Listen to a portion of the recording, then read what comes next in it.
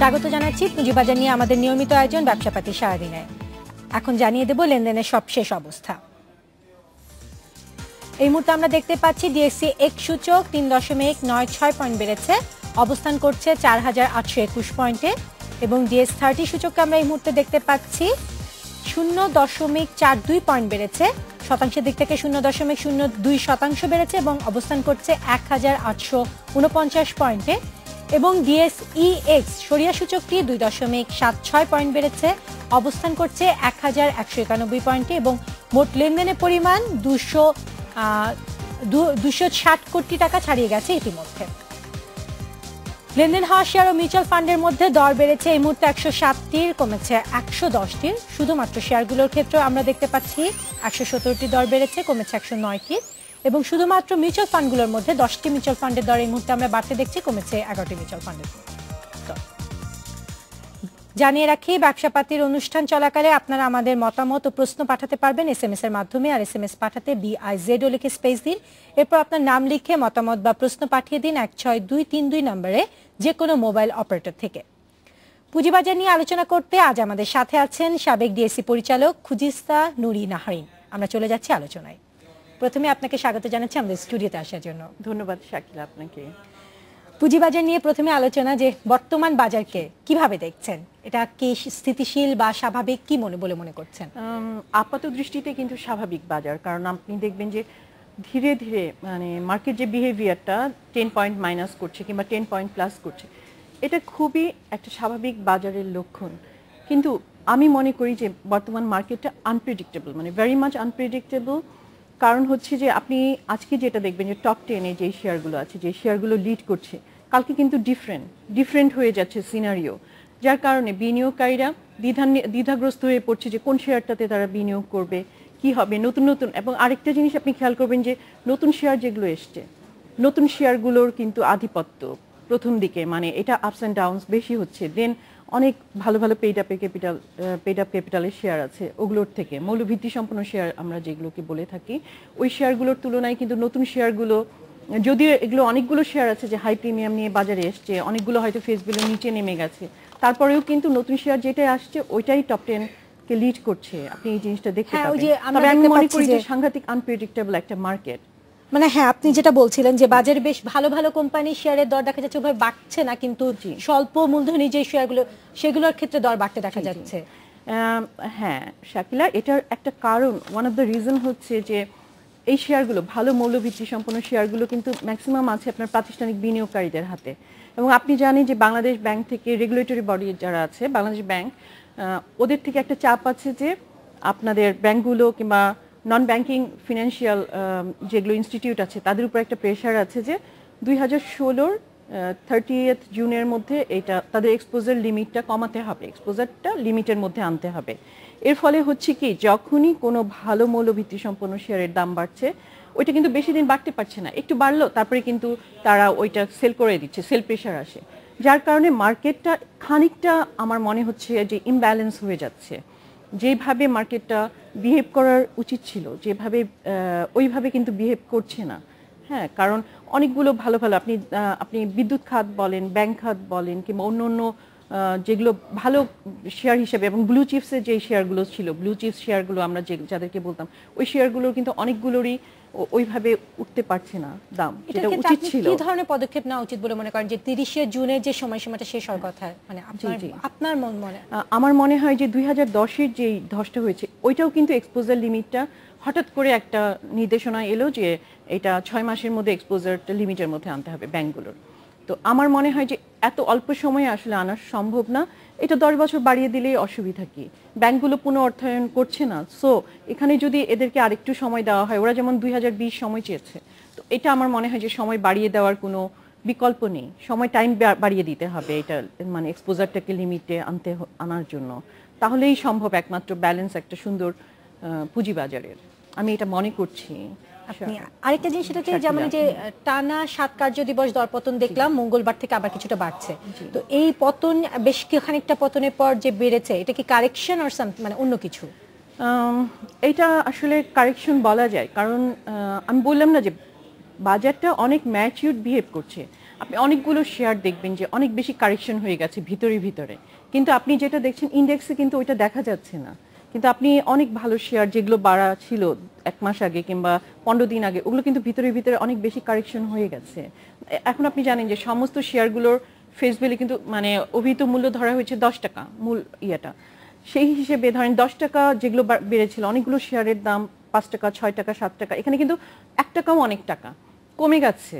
তো আমি মনে করি যে এটা নর্মাল একটা কারেকশন। আবার অনেক ক্ষেত্রে যে আপনার সেক্টর চেঞ্জ হচ্ছে, কখনো বিদ্যুৎ সেক্টর, কখনো ব্যাংকিং সেক্টর, কখনো টেক্সটাইল সেক্টর, এইভাবে কিন্তু বিহেভ করছে মার্কেটটা যদি আপনি সূক্ষ্মভাবে খেয়াল করেন।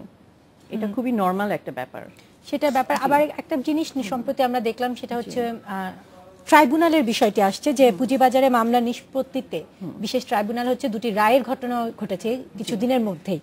এই বিষয়টিকে কতটুকু আরো ট্রাইব্যুনালের বিষয়টি আরো কতটুকু গঠনমূলক করা যায়, বা আপনার মত কিভাবে, যে এটা কি আরো দ্রুত কিভাবে আনা যায়, মানে কাজ করা যায়, আইনগুলো লগুলো নিষ্পত্তি করা যায়, রায়গুলো? হ্যাঁ, রায়গুলো নিষ্পত্তি করা যায় ডেফিনেটলি। এটা একটা ভালো পদক্ষেপ আমি মনে করছি। হয়তো মানে এই তাৎক্ষণিক পদক্ষেপের কারণে হয়তো বা মার্কেট খানিকটা শেকি হয়ে গেছে, মানে মার্কেটটা দ্বিধাগ্রস্ত হয়ে পড়েছে। লোকজনরা হয়তো ভয় পাচ্ছে যে আবার কোন নিয়ম আসে, আবার কে ধরা খায়, এরকম একটা শেকি ভাব আছে মার্কেটের মধ্যে। কিন্তু আমি মনে করি ইন দ্য লং রান মার্কেটের জন্য এটা অবশ্যই ভালো পদক্ষেপ। কারণ আপনি দেখেছেন যে মার্কেট ম্যানিপুলেট কারীরা তারা ব্লগ ইউজ করছে, ফেসবুক ইউজ করছে, ইভেন ইন টেলিফোনেও কিন্তু ওরা বিভিন্ন মেসেজ পাঠাচ্ছে। ওরা খোঁজ নিচ্ছে যে কে কে বড় বিনিয়োগকারী আছে, ছোট বিনিয়োগকারী আছে, তাদের মধ্যে এইভাবে ইভেন আগে এটা হতো যে হয়তো 50টা লোক একটা কোম্পানি করছে, ম্যানিপুলেট করছে। এখন এটা তথ্য প্রযুক্তি ব্যবহার করে আধুনিক উপায়ে তারা ম্যানিপুলেশন করছে অনেক বড় লার্জ স্কেলে। সো এদেরকে অবশ্যই আইনের আওতায় আনতে হবে। এবং আপনি দেখেছেন যে ধরা পড়েছে খুব, আমি রেগুলেটরি বডিকে 2 বছরের কারাদণ্ড দেওয়া হয়েছে। বিডি ওয়েল্ডিং এর ক্ষেত্রে আমরা দেখেছি যে এবং আপনি দেখেছেন যে এটা কয়েক বছর আগে রূপালী ব্যাংক একটা ব্যাংকের ক্ষেত্রেও হয়েছিল, সেম একই টাইপের, কিন্তু টাইপটা অলমোস্ট সেম, এই টাইপেরই হয়েছিল, ম্যানিপুলেট করার চেষ্টা করা হয়েছিল। এবং বর্তমানে রেগুলেটরি বডিকে আমি ধন্যবাদ জানাবো যে তারা এটা অতি দ্রুত সময়ে এটা বের করে ফাইন্ড আউট করেছে এবং এটার মামলার রায় দিয়ে দিয়েছে। এটা অবশ্যই মার্কেটের জন্য ভালো পদক্ষেপ, দরকার আছে মার্কেটে এরকম। বর্তমানে হয়তো এটার নেগেটিভ ইফেক্ট খানিকটা হলেও পড়েছে, কিন্তু ইন দ্য লং রান অবশ্যই এটা দরকার। আপনি মনে করেন যে এটা বিনিয়োগকারীদের মধ্যে আস্থা ফিরাবে, মানুষ আবার বাজারমুখী হবে? মানে মানুষ যদি বুঝে, বিনিয়োগকারীরা যদি বুঝে যে না রেগুলেটরি বডি আছে, অন্যরা তাদের পক্ষে আছে, তাদের পক্ষে তারা কাজ করছে, সো তখন তারা আস্থা ফিরে পাবে। আস্থার জায়গাটা আপনি জানেন যে আমাদের শেয়ার মার্কেটটা সাংঘাতিক সেন্সিটিভ একটা মার্কেট, সেন্সিটিভ একটা জায়গা, এখানে মনস্তাত্ত্বিক ব্যাপারটা সবসময় রয়েই যায়। সো ওদের আস্থাটা ফিরে আসবে বলে আমি মনে করছি। আরেকটা বিষয় সেটা হচ্ছে ব্যাংকগুলো তো মুনাফায় আছে এখন, বেশ তারল্য সংকটও কম দেখা যাচ্ছে, কিন্তু আমরা দেখছি যে বেশ কিছু ব্যাংকেরই আছে যে দেখা যাচ্ছে যে দাম ফেস ভ্যালুর নিচে। এই বিষয়টার কারণ কি? কিন্তু ব্যাংকগুলো তো তারল্য সংকট ভাবে এখন নেই। হ্যাঁ, সবগুলো ব্যাংকেরই কিন্তু, অনেকগুলো ব্যাংকেরই কিন্তু মুনাফা ভালো এসছে, কিন্তু ওই যে আমি বললাম যে মনস্তাত্ত্বিক বিষয়। কারণ ব্যাংকগুলো নিয়ে গত 2-3 বছরে এমন নিউজ এসছে যে ফেক কোম্পানিগুলো অনেক হাজার কোটি টাকা হাতিয়ে নিয়েছে। অনেকগুলো ব্যাংকের ক্ষেত্রে এসছে যে তাদের চেয়ারম্যান এবং ডিরেক্টররা এই ক্রাইমের সাথে জড়িত। এইসব কারণে বিনিয়োগকারীরা আস্থা হারিয়ে ফেলেছে, যেটা সংকট তৈরি হয়েছে, আস্থার সংকট, অন্য কিছু না। আমার মনে হয় যে একটু সময় নেবে হয়তো যে আস্থার সংকটটার নিষ্পত্তি হতে কিংবা ওখান থেকে সরে আসতে, এটাই আর কি আমি মনে করছি, যে আর কিছু না, মনস্তাত্ত্বিক একটা ব্যাপার। আপনি দেখবেন যে লিজিং কিংবা ইন্স্যুরেন্স সব ক্ষেত্রে কিন্তু একই ব্যাপার, মনে করছে যে এই সময়ে আপনি দেখবেন যে উদ্বৃত্ত অর্থ অনেক বেশি, তার মানে কি তারা ওইভাবে হয়তো বিজনেস করতে পারছে না। বিনিয়োগকারীরা হয়তো মনে করছে যে মুনাফা যদিও বেশি, এবং আপনি অনেকগুলো কোম্পানি দেখবেন যে ব্যাংকের ক্ষেত্রে না শুধু, অনেকগুলো কোম্পানির ক্ষেত্রে যে ওদের আর্থিক রিপোর্টগুলো অস্বচ্ছ, এখানেও কিন্তু বিনিয়োগকারীদের খানিকটা আস্থার অভাব তৈরি হয়েছে।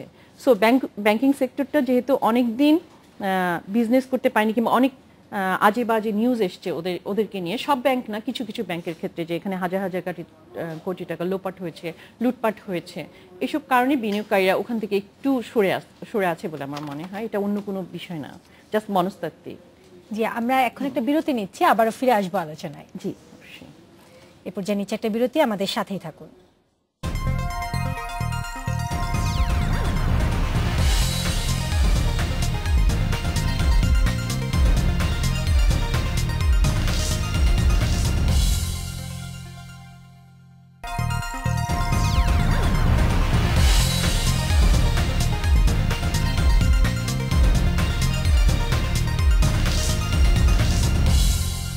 আবারও স্বাগত জানাচ্ছি ব্যবসাপাতি সারাদিনে। শুরুতেই দেখে নিচ্ছি সূচকগুলোর অবস্থান।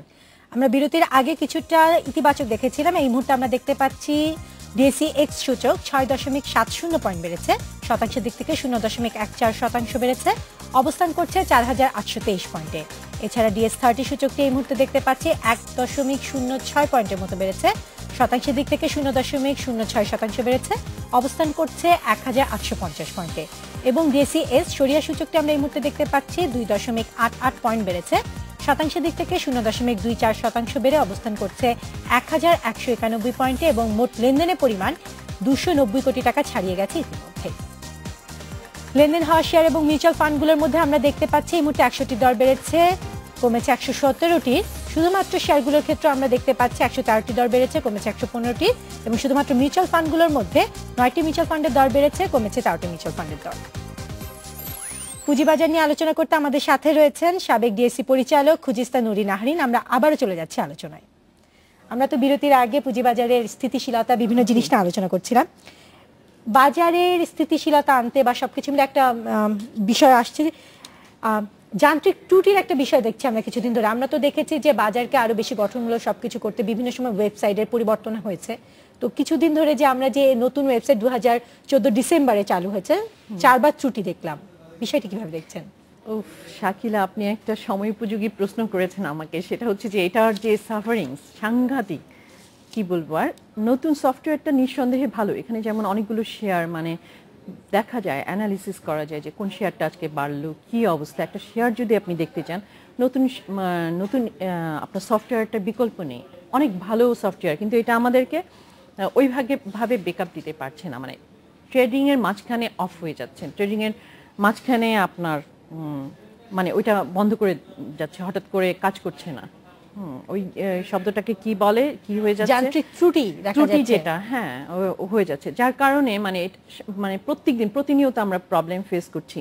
আমার মনে হয় যে যারা আছে সফটওয়্যারকে, তাদের আরেকটু ফাস্ট কাজ করা উচিত। যে আমরা কাজ করতে পারছি না, অনেক বিনিয়োগকারীরা হয়তো ইভেন এমনকি আপনার সবচেয়ে বিরক্ত লাগে তখন যখন লাস্টের 10-15 মিনিটে মানে হচ্ছে, এটা যেমন নর্মাল একটা বিষয় হয়ে দাঁড়িয়েছে যে এই সময় হ্যাং করবে, যে শব্দটা, যে কম্পিউটার হ্যাং করবে, এটা খুব মানে বিরক্তিকর একটা ব্যাপার। এবং এটার জন্য কি অভিযোগ তারা করছে বা কার কাছে করছে? বিনিয়োগকারীরা তো অভিযোগ কি করবে, আমরা যারা ব্রোকার হাউসের যারা আছি, ব্রোকার হাউসের মালিক যারা আছে, মালিক পক্ষ যারা আছে, তাদেরকেই করবে। বিনিয়োগকারীরা তো তাদেরকেই করবে এবং তাদের উপর বিরক্ত হবে যে এটা কেন, আমি একটা শেয়ার কিনতে চাইলাম, এই প্রাইসে হলো না। ইভেন দেন আমরা যারা সরাসরি ট্রেড করি, আমাদের অথরাইজড, আমরা সবাই বিরক্ত এই জিনিসটা নিয়ে। আমার মনে হয় যে আমরা, এবং প্রত্যেক দিনই আমরা ওদের কাছে কমপ্লেইন যে এটা আমাদের ঠিক করে দেন। আমার মনে হয় যে কর্তৃপক্ষ যারা আছে সফটওয়্যার সংক্রান্ত, তাদের আরো তাড়াতাড়ি এটা শেষ করা উচিত। কারণ 15 মিনিট যদি করে, লাস্ট 15 মিনিটে কিন্তু অনেক বেশি ট্রেড হয়। ট্রেডটাও দেখেন আপনি 500 কোটি টাকা নিচে নেমে এসছে। আপনি যদি কালকে দেখেন, এমনিতেই মার্কেটটা শেকি, বাজারটা শেকি, তার মধ্যে যদি সফটওয়্যার ডিস্টার্ব করে, এটা সাংঘাতিক একটা দুঃখজনক একটা ব্যাপার, যেটা আমরা প্রতিনিয়ত ফেস করছি নতুন সফটওয়্যার আসার পর থেকে। আবার এটার ক্ষেত্রে কি এরকম যে ব্রোকারেজ হাউস, আপনারা কি মানে কোনো ভূমিকা রেখেছেন বা আপনাদের পক্ষ থেকে কোনো ব্যবস্থা? এই জিনিসটা হলো কি যান্ত্রিক ত্রুটি। যখনই আমরা বলছি তখন বলছি না ঠিক হয়ে যাবে, এই আশায় আমরা আছি। কারণ নতুন সফটওয়্যারটা ডেফিনেটলি ভালো অন্য সব সফটওয়্যারের থেকে, আপডেটেড সফটওয়্যার নিঃসন্দেহে, এই ব্যাপারে কোনো সন্দেহ নাই। কিন্তু এই যে ডিস্টার্ব দিচ্ছে, এই যে কাজের সময় হ্যাং হয়ে যাচ্ছে, এটা সত্যি প্রচন্ড, এটা আনএক্সপেক্টেড। আমাদের কাছে প্রচন্ড বিরক্তিকর একটা ব্যাপার হয়ে দাঁড়িয়েছে প্রতিনিয়ত। আইপিওর বিষয়ে আসি। জি, আইপিও অনুমোদনের ক্ষেত্রে কোন দিকগুলো নজর রাখা উচিত বা কিভাবে পর্যালোচনা করা উচিত আপনি বলে মনে করেন, বা এবং আইপিওর ভূমিকাটা কিভাবে বাজারে থাকবে? শাকিলা, আমি আপনাকে বলছিলাম না, ওই যে আজকেই আলোচনার মাঝখানে আমি বলেছিলাম যে অনেকগুলো আইপিও এসছে যেগুলো আপনার ফেস ভ্যালু নিচে নেমে এসছে দুঃখজনকভাবে, প্রচন্ড দুঃখজনকভাবে।